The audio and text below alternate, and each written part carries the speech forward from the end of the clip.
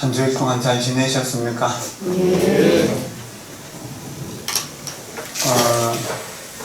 허물이 있는 사람, 죄가 있는 사람이 더 많이 행복할까요? 아니면은 죄가 없는 사람, 허물이 없는 사람이 더 행복할까요?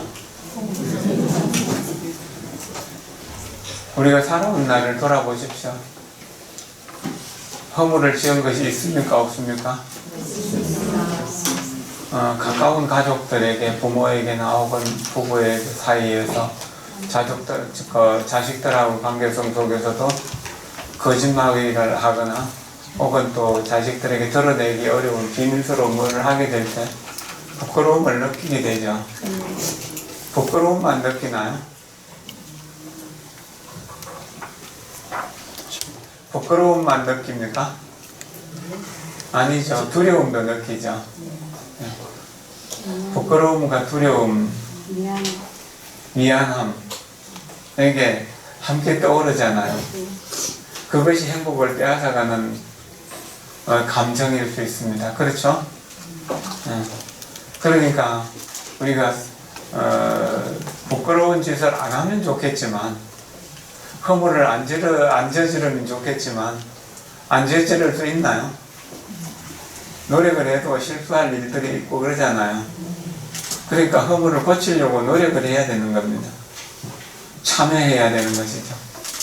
아침에는 선하게 바르게 살겠다고 발언하고, 저녁에는 그렇게 살지 못한 것을 돌아보면서 부끄러워하고 두려워하면서 용맹심으로 또 고치려고 노력해야 됩니다. 어버이 바람이 확 불어오면 태풍처럼 우리 마음을 뒤덮어 버립니다. 그래서 자기도 모르는 사이에 아귀가 되기도 하고 또 축생이 되기도 하고 지옥이 되기도 합니다. 누군가 나를 해치려고 목숨을 겨누면 어떻게 됩니까? 분노가 일어나잖아요. 분노와 두려움이 함께 일어나죠. 그리고 누군가 정말 내 마음이 싹 쓰는 사람이나 물건을 보게 되면 어쩝니까? 언제나 그것만 생각하게 되잖아요. 그러다 보면 어느 날 자기 양심을 지킬 수 없는 상황이 될 수도 있거든요. 그러나 이 세상 모든 것은 영원한 것이 아니잖아요.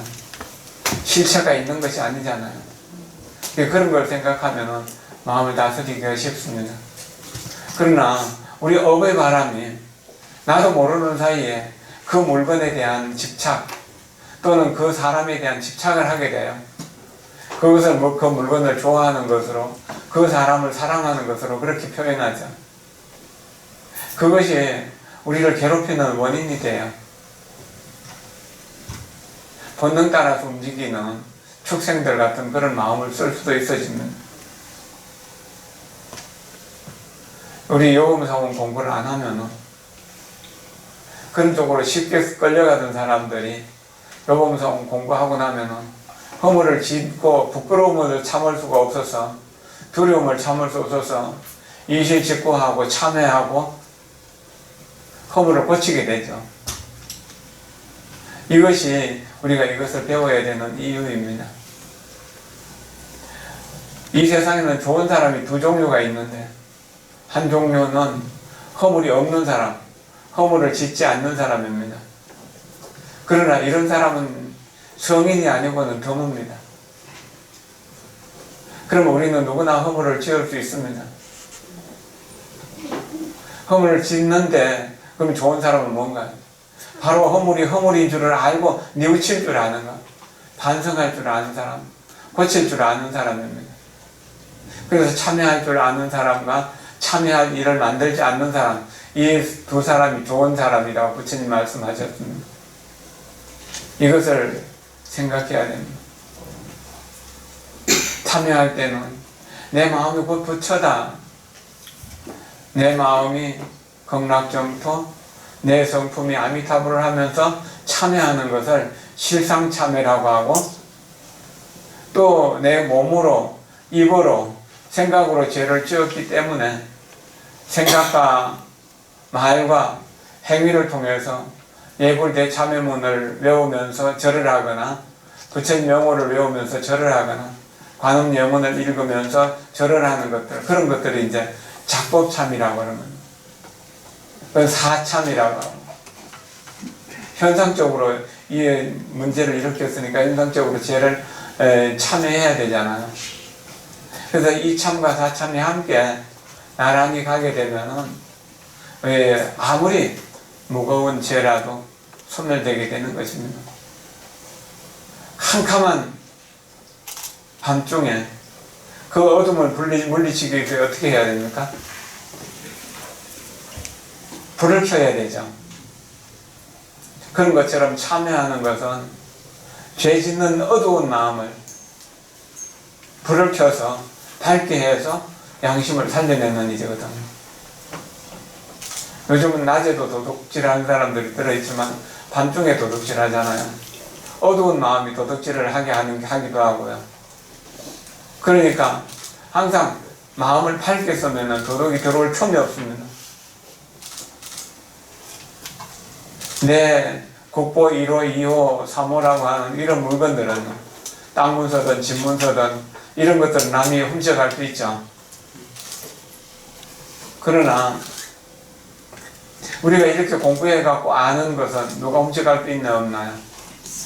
없죠. 훔쳐갈 수 없는 재산을 많이 가진 사람은 어디 가더라도 평화롭고 자유로울 수 있습니다. 떳떳합니다. 그래서 공부를 해야 되는 것이죠.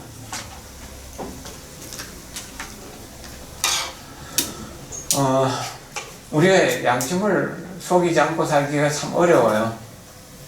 그래서 죄를 짓는 사람들이 많고 죄를 안 짓는 사람이 없을 정도예요. 범부들은 손을 한 번 움직이고 발을 한 번 움직이는 것들, 또 생각 한 번 내는 것들, 입을 열고 말하는 것들이 전부 다 죄되는 일이라고 그랬어요. 그것이 참 가슴에 와닿더라고요.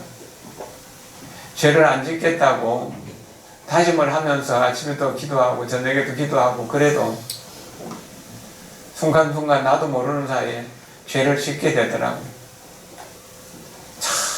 참 마음이란 알 수 없는 것이고 마음이란 알 수 없기 때문에 보기도 어렵고 찾기도 어려워요. 그래서 천하 모든 것을 다 이길 수 있어도 내가 내 마음을 이기는 것만큼 어려운 일은 없다고 여러분들이 말씀하셨는데 요즘 그게 실감이 나요. 한순간에 죄지을 마음이 생기고 죄를 짓게 되는 것이거든요. 그러니까 참여하는 일은 정말 중요한 일이죠.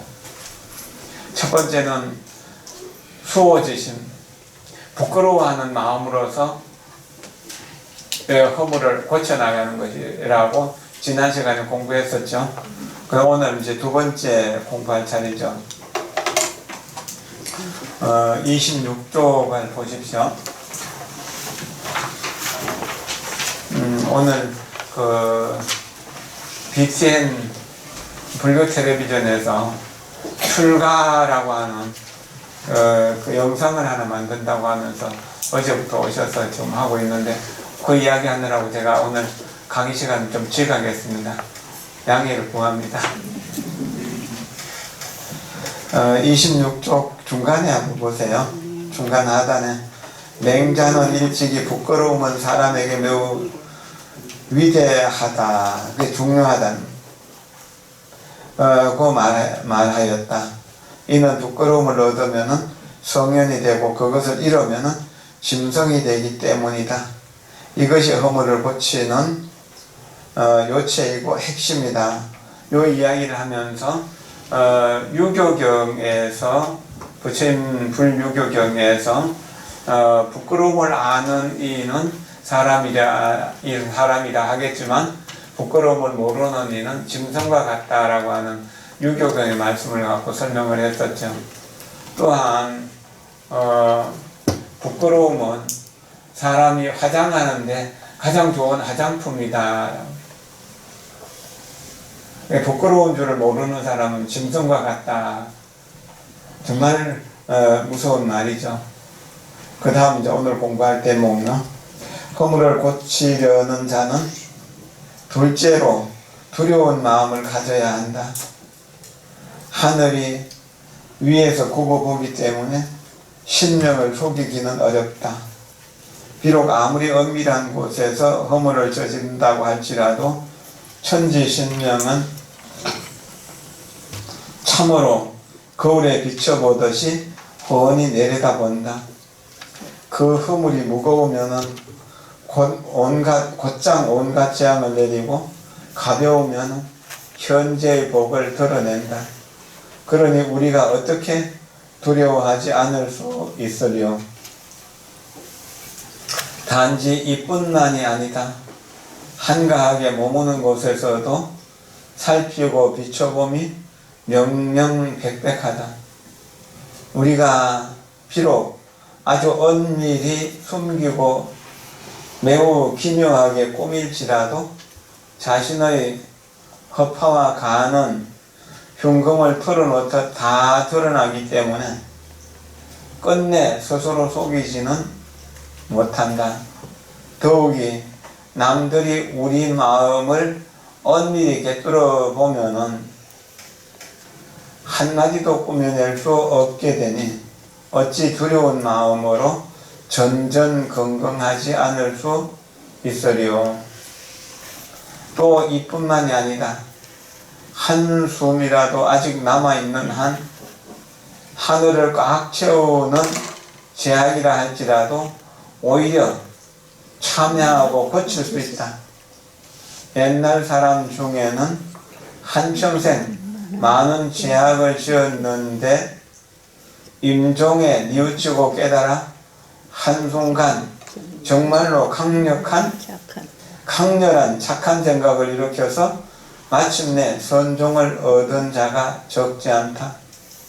이는 한순간의 생각이 아주 용맹스럽고 강렬하여 넉넉히 100년의 죄악을 순식간에 깨끗이 씻어낼 수 있음을 뜻한다. 비유하자면은 1000년 동안 꽉 막혀있던 캄캄한 동굴에 등불 하나만 겨우 켜져 비춰도 1000년 동안의 암흑이 순식간에 말끔해지지 않는 것을 말끔히 사라지는 것과 같다. 그러므로 허물이란 오래되고 얼마 되지 않는 것을 막론하고 오직 고치는 것이 가장 귀중하다. 그러나 사바세계 사바 홍진의 속세는 더덥고 육신은 쉽게 죽어 부서진다. 따라서 한숨이 다시 이어지지 않으면 허물을 고치려고 해도 어떻게 해볼 길이 없다. 밝은 이 세상에서는 100년이 지나도록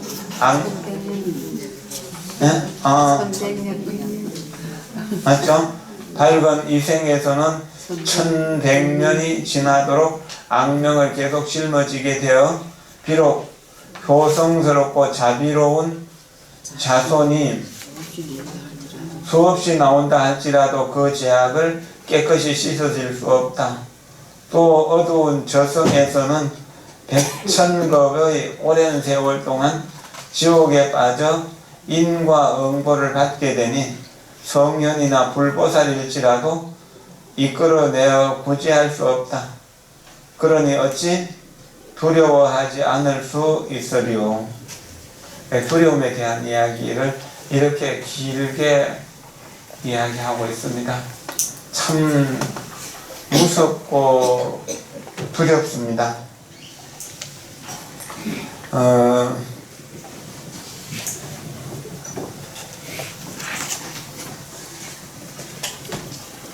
자비도량 참법이나 지장보살 보능경 같은 데 보면 지옥의 형상들이 아주 자세하게 나와요. 그런데 그 지옥에 들어가더라도요, 모든 사람들이 다 고통을 받는 건 아니에요. 죄인 하루에 10,000번 죽었다가 10,000번 깨어나는 그런 죄인들도 있는가 하면은 그 지옥을 아주 편안한 삶의 터전으로 삼는 경우도 있어요. 죄를 지은 사람은 지옥이 항상 나에게 괴로움을 주거든요. 그러나 죄가 없는 사람은 지옥 한가운데 가더라도 거기는 극락세계야. 자, 우리가 아주 유능한 의사가 되었다고 생각해 봅시다. 의사가 죽어가는 사람 곁으로 가서 환자를 치료할 때 환자의 느낌하고 의사의 느낌은 같습니까? 다릅니까? 환자는 죽을 고생이죠. 그러나 의사는 내 능력을 10분 발휘할 수 있기 때문에 즐거운 일서가 되잖아요. 그리고 죽어가는 사람, 고통스러워하는 사람은 금방 병이 낫고 건강하게 걸어서 나가는 걸 보면 얼마나 큰 보람을 느낍니까? 똑같은 병동이에요. 중환자실이라고 하든 임종환자실이라고 하든 간에. 그런데 고통을 받는 사람도 있고 고통을 치료해 주는 사람도 있다는 거죠. 그렇지 않습니까? 그럼 우리가 두렵다면은 죄를 지은 것이고 참여하면은 훌륭한 의사를 만나는 것과 같은 것입니다. 그래서 거기서 벗어날 수 있는 인연이 만들어져요. 그래서 우리가 좋은 쪽으로 나가게 됩니다. 그런데 나 좀 살려주시오 간절하게 염원을 하면은 의사가 살려주겠지만 난 이때를 죽어도 좋아라고 생각한다면 의사도 어쩔 수가 없죠. 지옥에 들어가 있는 사람은 불보살이라도 어쩔 수 없는 게 그런 겁니다. 악이 쌓이면은요, 부처님이 끌어주려고 해도 끌려 나오질 않아요. 여기 오신 분들은 다 선근이 있으신 분들이기 때문에 여기 오시거든요. 근데 여기 안 오는 사람들은 스스로 선근이 있다고 생각하지만 선근이 없는 사람일 수도 있습니다. 이것을 잘 생각해 봐야 돼요. 법에 대해서 좋아하는 마음을 내는 사람, 선법에 대해서 좋은 마음을 내는 사람이 선근이 있는 사람이에요. 이런 사람들은 공부를 하면서 자기 스스로를 좋은 쪽으로 변화시킵니다. 근데 선근이 없는 사람들은 다른 일을 하는데 또 공부는 하기 싫어해요. 근데 선근도 여러 종류라서 그냥 봉사는 잘하는데 공부는 또 좀 안 하는 사람들도 있거든요. 근데 봉사하면은 복이 돼요. 근데 불법과 직접 연관은 좀 안 돼요. 그래서 항상 외변으로, 바깥으로 돌아요. 이것이 이제 불법을 공부하는데 조금 거리감이 있는 거예요. 그럼 그 사람이, 불법을 공부한 사람이 악연을 만나잖아요. 그러면 그 불법을 공부한 힘으로 악한 인연을 대체할 수 있는 힘이 생겨요. 근데 순수하게 봉사만 한 사람은 악연을 만나게 될 때 속인들과 똑같이 불법을 모르기 때문에 원망하고 미워하는 마음을 내요. 진한심을 내게 돼요.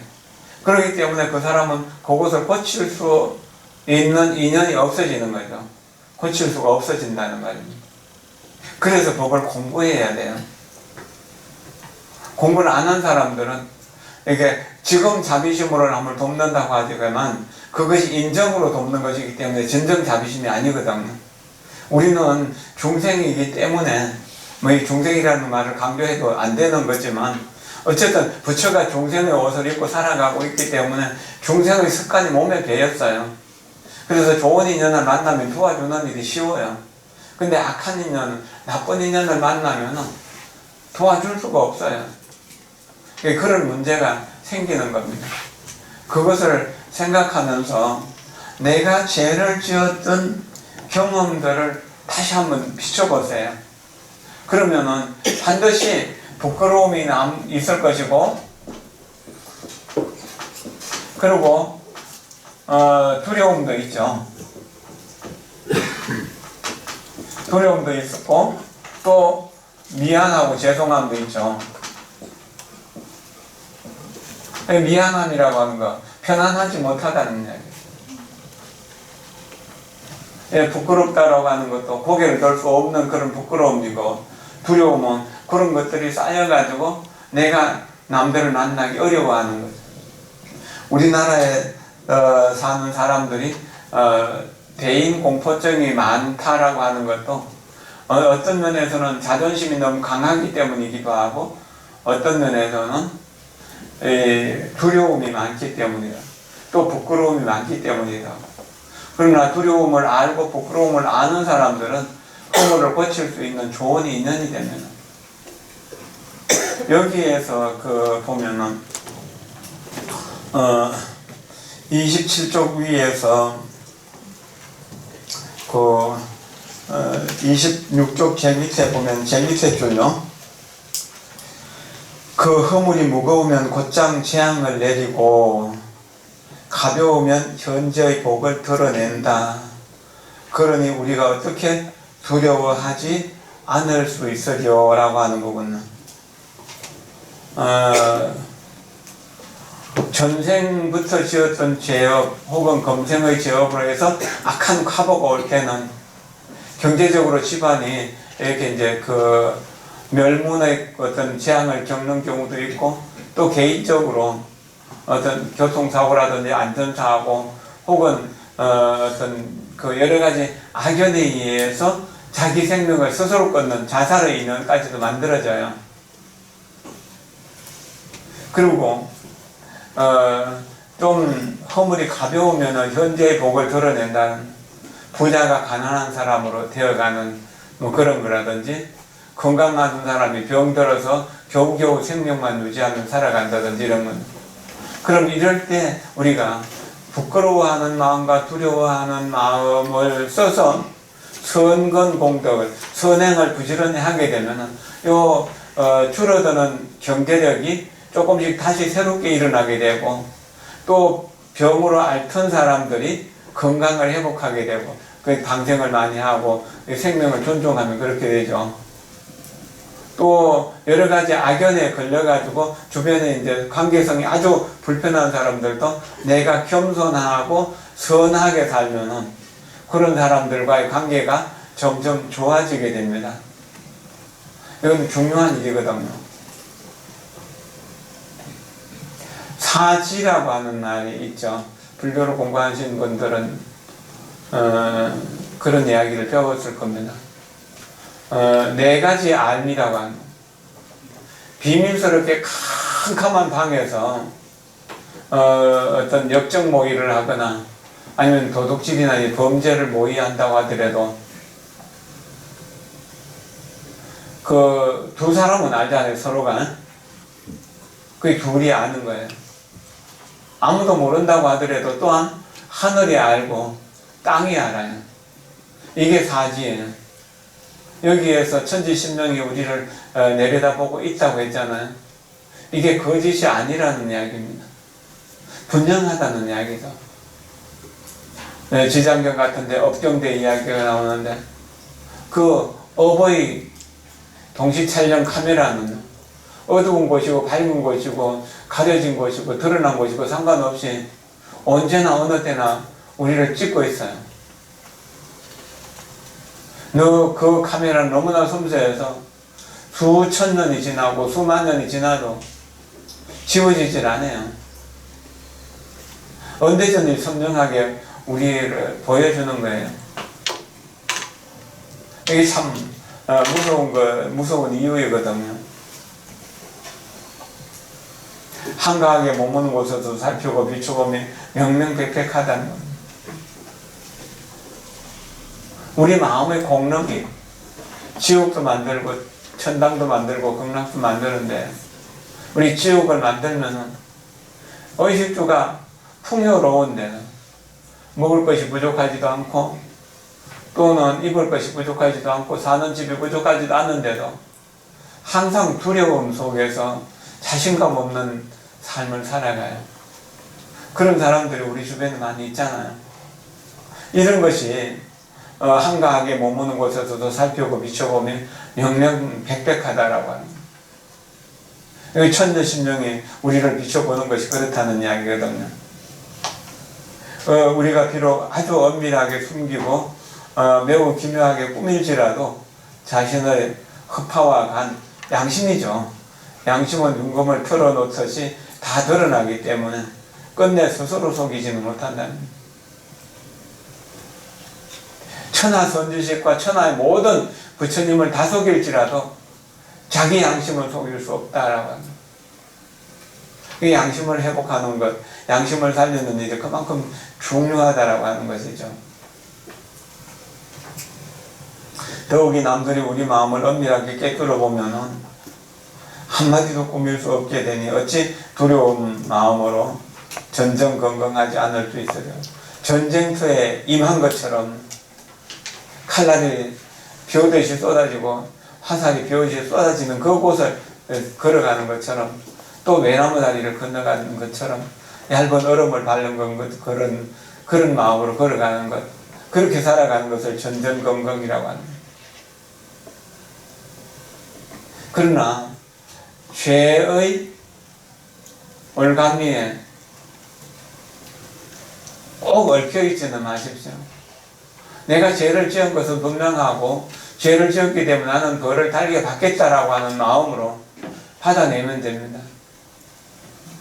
그리고 나는 선업을 부지런히 짓겠다, 선행을 부지런히 하겠다고 생각하면 죄업은 선업의 힘에 의해서 무너지게 됩니다. 그러니까 죄의 노예가 되지는 마시라고요. 죄의 노예가 되는 사람들이 참 많이 있습니다. 이것은 안타까운 일입니다. 과거에 죄를 지은 사람이라도 지금 좋은 일을 하면 좋은 사람이 되는 것이거든요.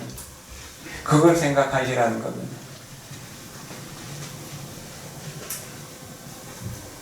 그리고 이뿐만 아니다. 한숨이라도 아직 남아있는 한, 숨 한 번 쉴 만큼이라도 남아있으면 진심으로 참여할 수 있다는 겁니다. 참여할 시간은 언제나 있다는 겁니다.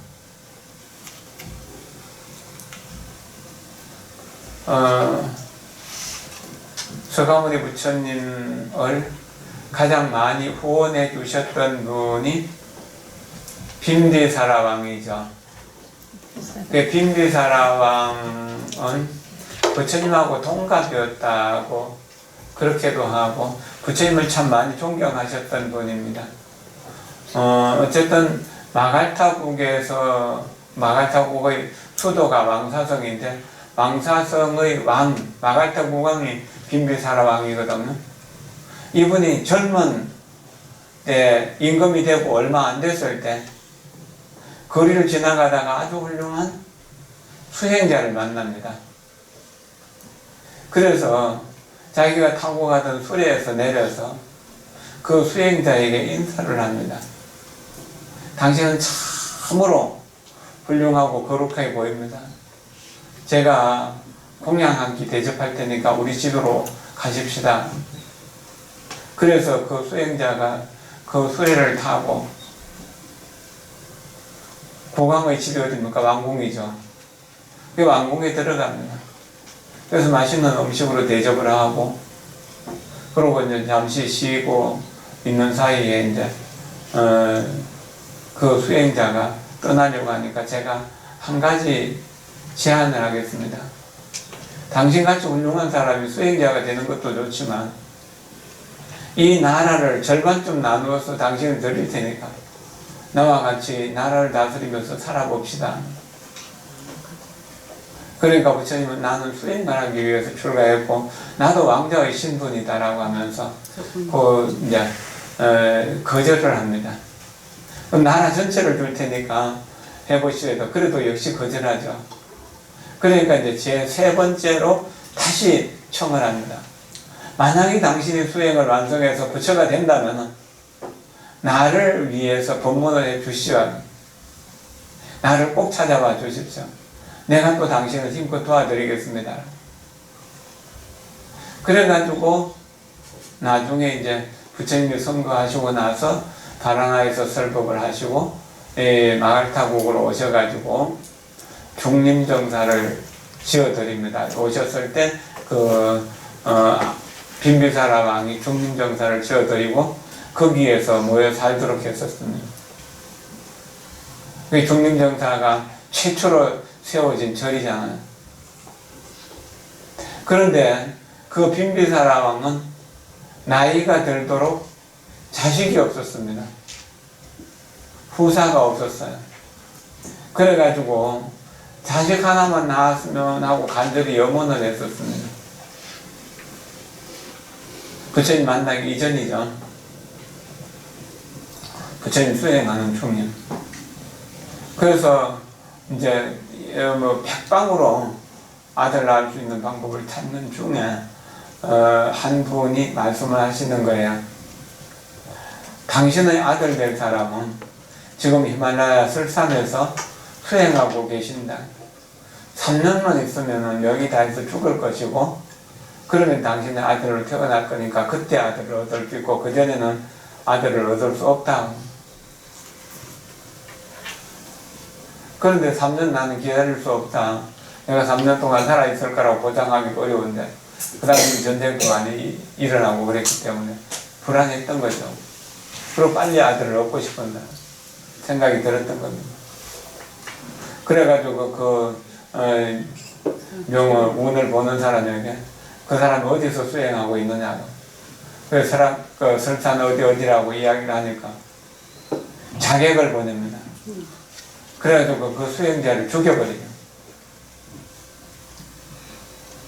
그 수행자는 죽어가지고 마갈타국의 아들로 태어납니다. 그 사람이 아사세 왕이에요. 아자타 사투르라고 그렇게 이제 요즘 그렇게 이야기를 하죠. 그 태어나고 난 뒤에 관상 보는 사람에게 이 왕자의 상을 봐주십시오 하니까 이 왕자는 아버지를 죽일 상입니다. 가까이 두면 안 됩니다. 그래가지고 이 아이를 멀리 변당해서 키우게 합니다. 보지 않으니까 원한 같은 게 생길 리가 없죠.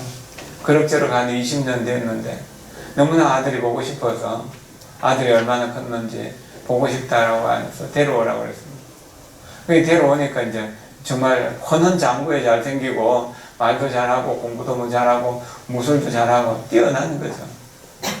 그렇게 해서 그 아사세가 왕궁에 와서 같이 사는데 정말 아들 보는 기쁨으로 며칠간 잘 지냈어요. 근데 아이는 자기도 모르게 어버이 힘 따라서 그렇겠죠. 칼을 갈기 시작한 겁니다. 항상 칼을 갈아요. 그걸 보면서 굉장히 그 공중 사람들이 두려워하고 그랬던 거죠. 말은 안 해서. 근데 아버지에게 어머니에게 그렇게 친절하게 잘하는 겁니다. 어느 날 밤에 이제 빈비사라 왕은 부처님의 이제 제자가 되어가지고 수행을 하고 있었죠. 늦게까지.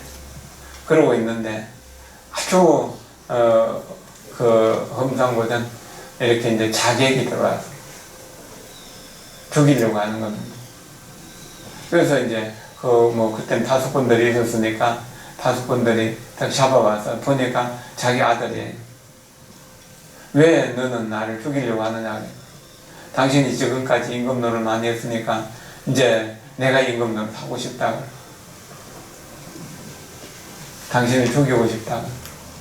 왕의 자리라면 지금이라도 내줄 수 있으니까 걱정하지 말아라. 열흘 후에 새로운 왕이 저기할 수 있도록 내가 준비를 할 테니까 그때까지만 기다리라고. 아들은 이제 아버지를 죽이러 왔다가 나라를 얻은 거죠.